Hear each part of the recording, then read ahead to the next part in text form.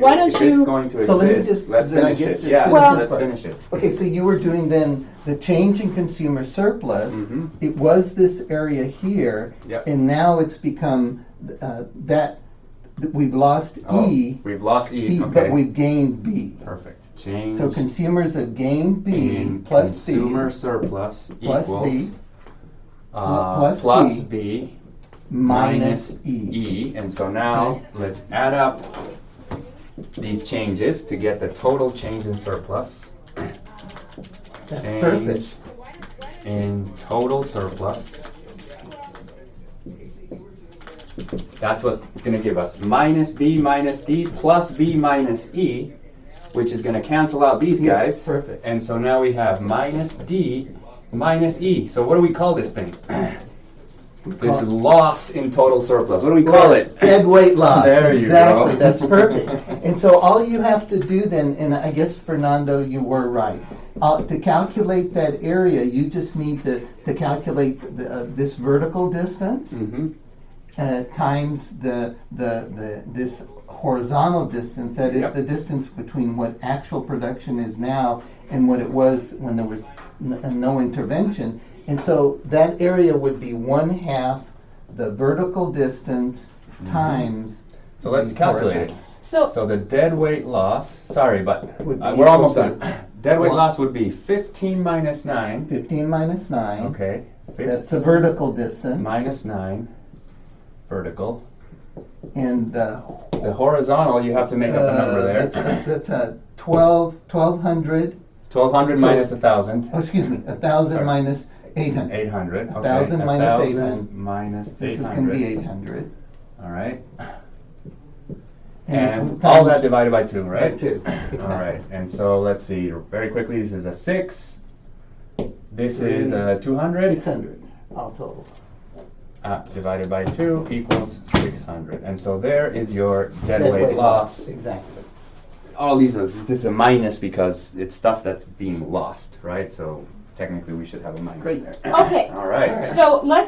So we have some people watching with us. So maybe what you could do is quickly just recap the imposition of the price ceiling.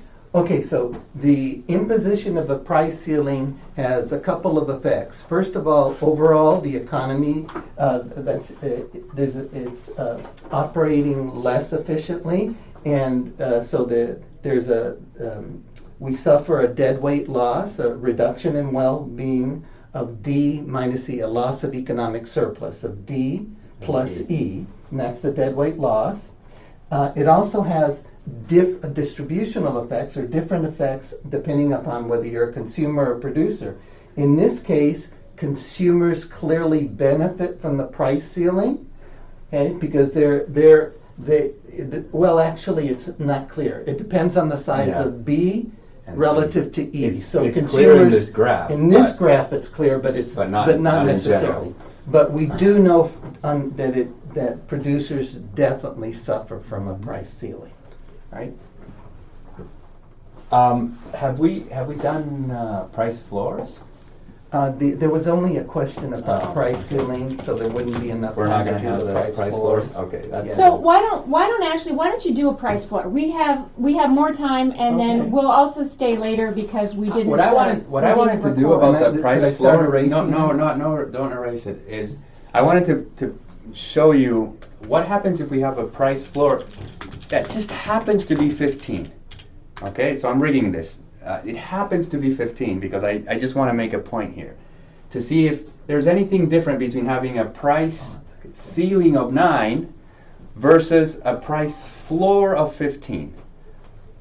What's the difference? And there is a difference. There is a difference, but for society, there might not be a difference. Let's see what happens. Oh, that's fantastic. Okay, you want to do it? Sure. So let's provide some context for our viewers here. I'm going to ask. We went through a price ceiling. We imposed a price ceiling of $9 on burritos. So that means the price can't go above $9. Now, what is a price floor, and why would we impose a price floor? Well, we impose price floors because we don't want the price to go below a certain level. This could be, for an example of a common example of this is a minimum wage, where we don't want workers to be paid less than a certain amount. So $50 an hour. There you have it. Or it must be that we. Yes. Well, or in the case where we're talking about burritos right here, we would impose a price floor in the case where maybe we are really interested in. No, it could be that we consider burritos a staple food that we just have to have. We really want and so we want them to be, with producers to be profitable, and so we say, let's keep the price up there. It can't be sold at anything less than $15. And we actually see price floors in cases of like agricultural products. Yes, we see that. True. Now, let me still answer my question on Fernando's point. Now, Fernando is making the really good point in that anytime we introduce some distortion in the market and intervene, we get a deadweight loss. And as long as the output in the market, what's being supplied is less than what has been supplied under the competitive equilibrium, we get a deadweight loss. All right, and so Fernando as he cleverly has told us, if we put a price floor here that distorts the market, we get exactly the same deadweight loss in terms of the same value. Right, and that's perfect. Right. That was the point that I wanted to make, but it has to be 15. If you change it, it's just going to change everything. But if it happens to be 15, notice what happens. The quantity produced ends up being the same as if you have a price floor of 9. Exactly. So the deadweight loss is the same. But there is one difference, and I also wanted to make that point. You don't want to say that yet. Okay, you go for it. No, there is a difference, but I don't want to cloud up, complicate the graph. But I do just want to make the point that the consequences for consumers and producers is very different. And without getting complicating the graph, you can see immediately that in this particular case, if this was the employers, and the employers were faced with a minimum wage, think of them as the consumers of labor, then they are definitely hurt. If you recall in the other example over here, we weren't sure that consumers were going to gain. It appears to be, but now we know that in this case, consumers definitely are hurt, and it could be now that producers gain. So the distributional effects are different, and you can see that how consumers are hurt, or the purchasers of labor, is that this was, think of them as their economic surplus right here, and now it shrinks to this. Okay, clearly a loss. Perfect. Okay, so I think what we're going to do now is we are going to talk a little bit about monopolies and monopoly profits. Now, we can't leave this picture up here anymore, because this picture here, where we have a supply curve and a demand curve and some equilibrium, even if we impose price ceilings and price floors, this does not represent a monopolized market. So we need to redraw our market. Now, the example of burritos isn't very good for a monopoly, because it's fairly easy to enter the burrito market. There's no patented burrito. There's nothing that would keep burrito producers out of this market. So we need to pick something where there's some sort of barrier to entry, either legal with a patent or natural, like a public utility or some sort of control of resources. So I think today, since I have 1,000 and kilowatts. No, we're gonna do diamonds. Oh wow! So we're gonna do diamonds. The beers. So this is in price and this is in thousands. So these are are 1 carat diamonds. There's more competition in the diamond market now, but it used to be that De Beers kind of had the monopoly on the production of diamonds. Now, like all firms, De Beers faces an upward sloping marginal cost curve. Every diamond pulled out of the ground, finished and cut, probably cost additionally more than the previous one. They're going to have a normal shaped average total cost curve. And we could, if we wanted to, sketch in our average variable cost. Here's the minimum of our average total cost. And if it were like a perfectly competitive market like this picture over here, you know, maybe it would be the same. Now, De Beers is the only producer of diamonds. That means that they face the market demand curve for diamonds. So here's the demand curve. Every single person that wants to purchase a diamond has to purchase it from these guys. So instead of this flat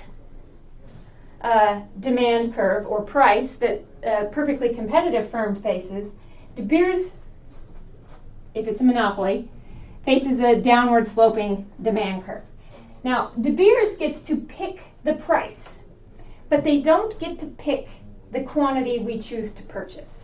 Mm-hmm. So let's say De Beers chose to pick a price of $18,000. What do you have there, Professor Jose? Well, I would phrase this a little bit differently, and I hope I'm not complicating it, because De Beers is a company, and it's going to be operating under the same principles as the perfectly competitive firm.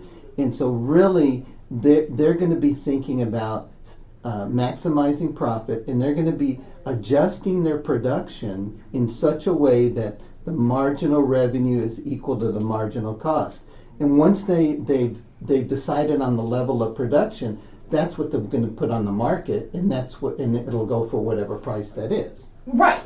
Yeah, you can think about it. You can think that of it way that way. too. You can think about it that way. Now, we haven't gotten a marginal revenue curve here. Okay. So I guess I was trying to put the marginal revenue curve in. I'm just going to chime in, since we're all talking here, is that both ways of thinking about it are fine. Because what you're saying is, if I pick a price, how much do I get to sell? And what you think is, well, if I get the right quantity, what price should I charge? Right. And essentially, we're asking the same question. We get to pick both price and quantity simultaneously as monopolists. Well, but the point I was making is that they don't get to choose our demand. Exactly. You're So constrained by the demand. The monopolist still faces consumer demand. And so if they were to choose a price of $18,000 for this very large rock, then they could sell 750 of them. Now, I'm not going to go through the steps of deriving the marginal revenue curve, because I did that in a video, how the monopolist does that. But what we do know, if we have a nice linear demand curve, our marginal revenue curve has twice the slope has and twice starts the at slope, the starts at the intercept. same point and has twice the slope. It's pretty good. That's pretty good. Looks like that. All right, I've taken works. some lessons from Professor Fernando. Got to do it quickly. Yeah, I got to do it quickly. So, and again, I'm not going to go through the steps of walking through how this monopolist makes this decision, because I do it in a video. This rule, I'm going to clean this guy up here. The rule still applies. This rule is the same. All firms maximize profits where marginal revenue is equal to marginal costs. So this rule is exactly the same.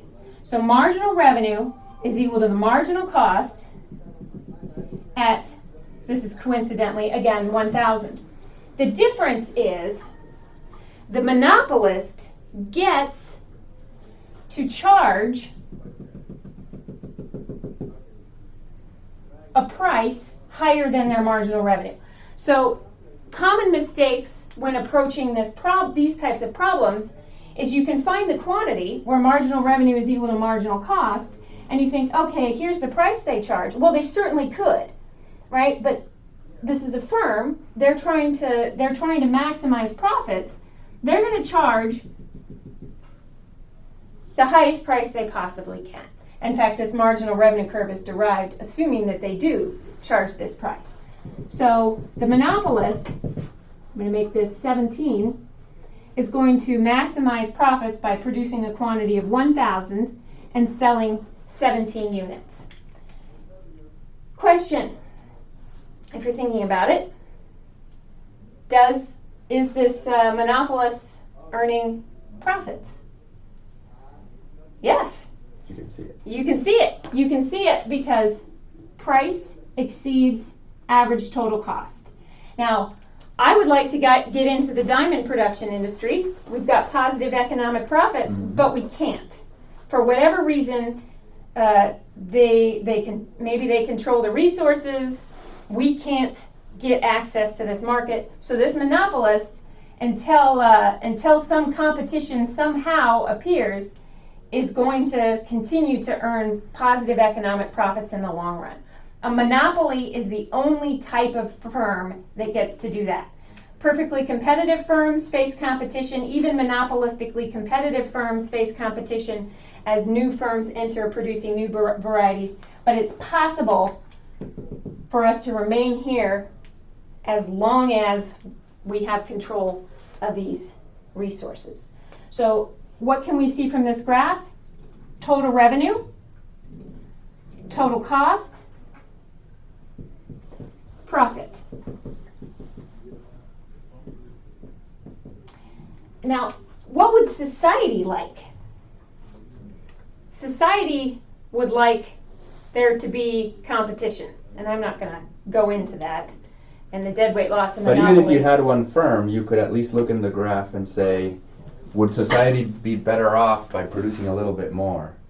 If De Beers decided to produce, even if you keep one firm, let's say it's impossible to get a second firm in there.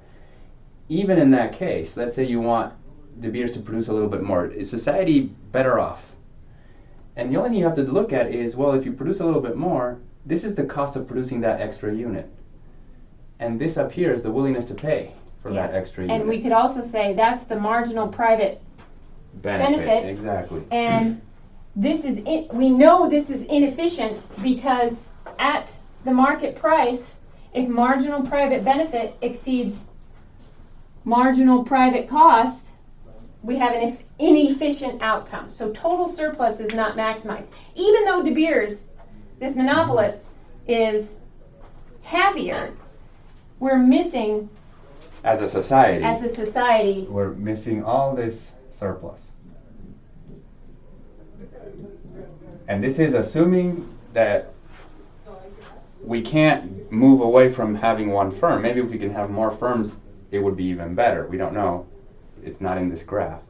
But even with one firm, society would be better off if that firm produced more. But the firm doesn't want to, because that's not profit maximizing. For them, this is no longer the case. This is the rule that tells them. This is the rule that tells them. So we turn to this rule to find a profit maximizing output quantity for any type of firm. The difference is marginal revenue is different for a perfectly competitive firm relative to a monopolized firm. And that's, if you want the quick and easy reason why, it's because anytime you want to produce a little bit more, in order to do that, you have to lower the price. And when you lower the price, you're lowering the price for every other unit that you produce. So there's always this balancing act with revenue, that you increase your revenue by producing more, but you have to lower the price, so you also decrease your revenue. And that's where marginal revenue comes in. And so when do you stop? Well, when the added revenue from producing a little bit more equals your marginal cost, the extra cost from producing a little bit more. And that happens here, not here.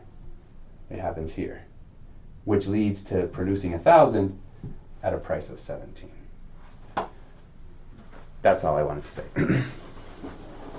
Okay, so let's see. We actually have some more time left. Then let me ask you. You're talking about De Beers, but what if this were a public utility? What does say this was electricity? And don't erase. Oh, how do we fix it? How is that fix generally. In general, one way of doing it is to just force the company to price at a certain price. Yeah. With And a so- price ceiling Sure. on rates? You could say, look, you cannot price above, whatever this is, 13? You cannot price above 13. What is the firm going to do? It's going to try to price as high as possible, but can't go above 13. It's going to end up pricing at 13, but at that price, we're going to have the efficient outcome. So that And- might, yeah, Yeah, go ahead. yeah. I was going to say, that's why we regulate utility companies. Right. Because it makes sense. But there's one thing that and this is more of an empirical question, is do we really know what the costs are? If you're the government and you're trying to regulate a company, do you really know what their costs are? Because the company is going to claim that, oh, my costs are huge, so that they can get away with a higher price. So you need to be very well aware of what the cost structure is of that company if you're going to regulate it. So the next thing that we're going to do, I think, or at least maybe I'll do in these next few minutes, is we could look at a monopolistically competitive firm Okay. and kind of do the same thing. You know, Are there any questions in if there? anybody wants to pose a Yeah, question. this is the time to post a Yeah. question so that we don't just do something Right. because we want to do it. And I believe there's a high probability that the other recording is saved. Did it saved? Okay, That good. it's, that it, I think They can it's look at actually, the other recording. actually saved. Yeah. At least I hope so. But if not, we at least will be hitting a couple of these things. So again, we're going to draw a nice upward sloping marginal cost curve. Average total cost, always the minimum of average total cost crosses this point here.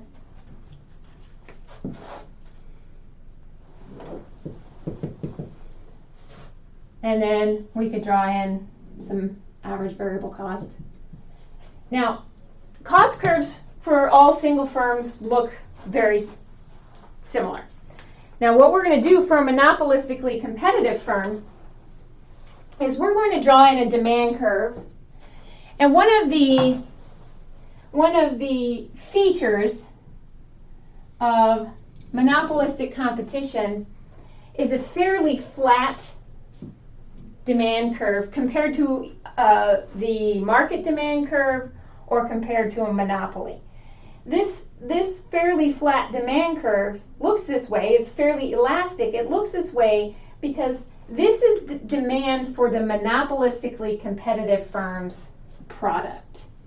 And so I am going to be selling coffee, specialty coffee.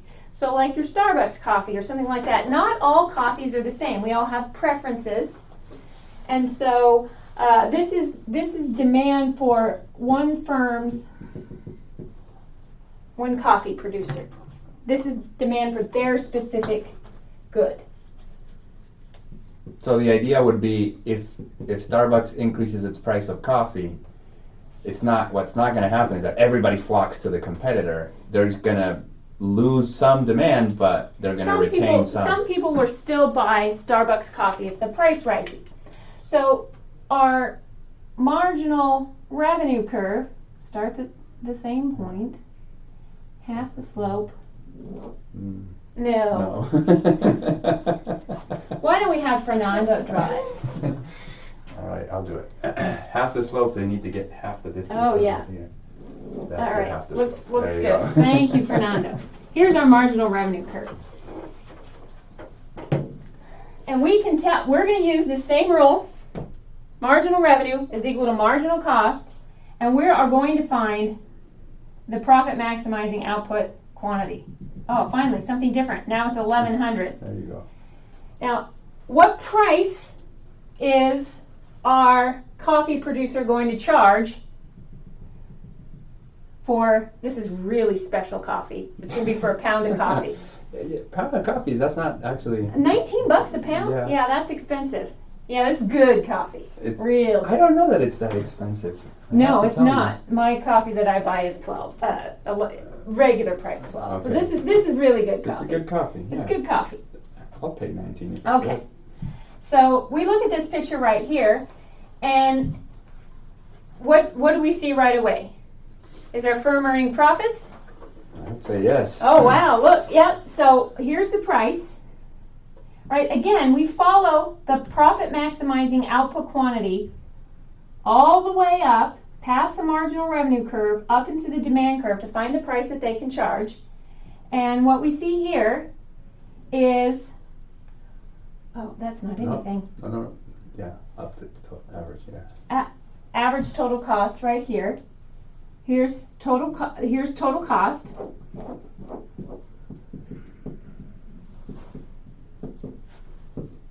And that's your profit. And here's the profit. Economic profit. Economic profit.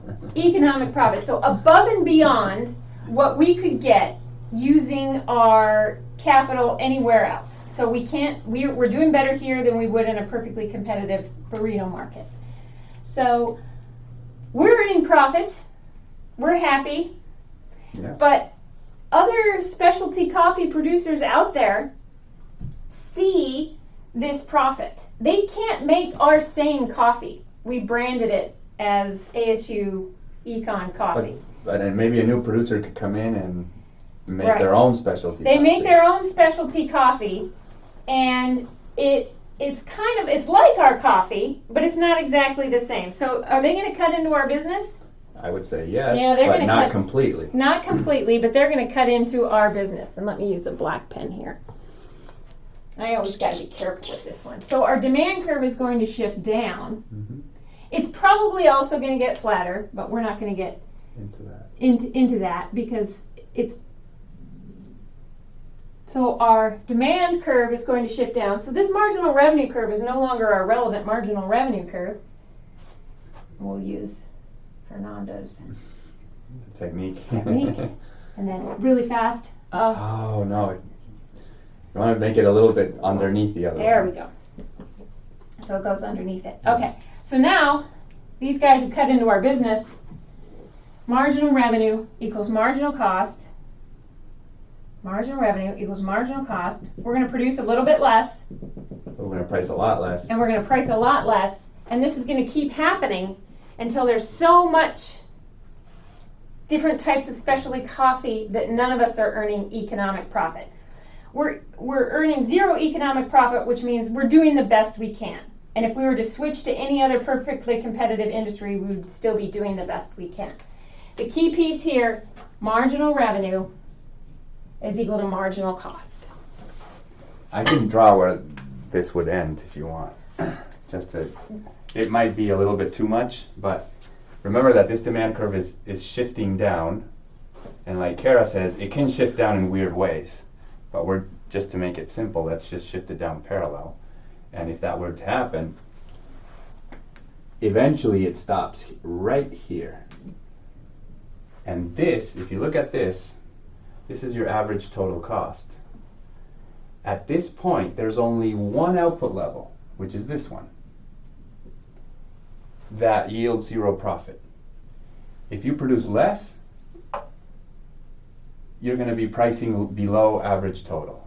If you produce more, to make it obvious, you're going to be pricing below average total cost. So you're going to be losing money. The best you can do is exactly here at zero profit.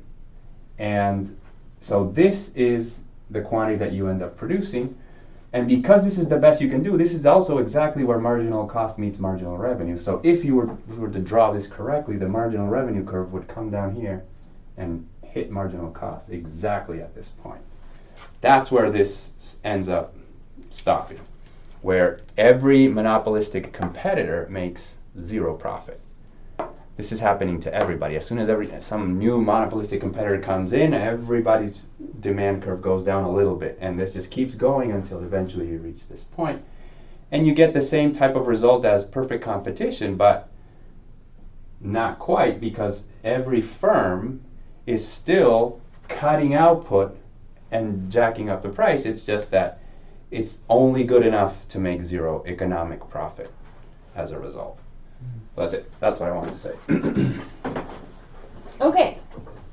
Well, we continue to have a few minutes left, and I have some worry that I'm not going to be able to recover this video.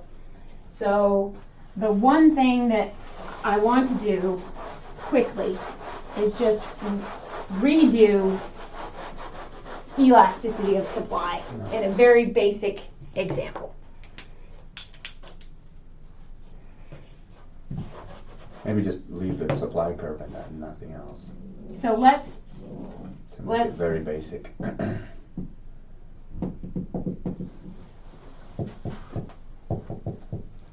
let's construct a supply curve.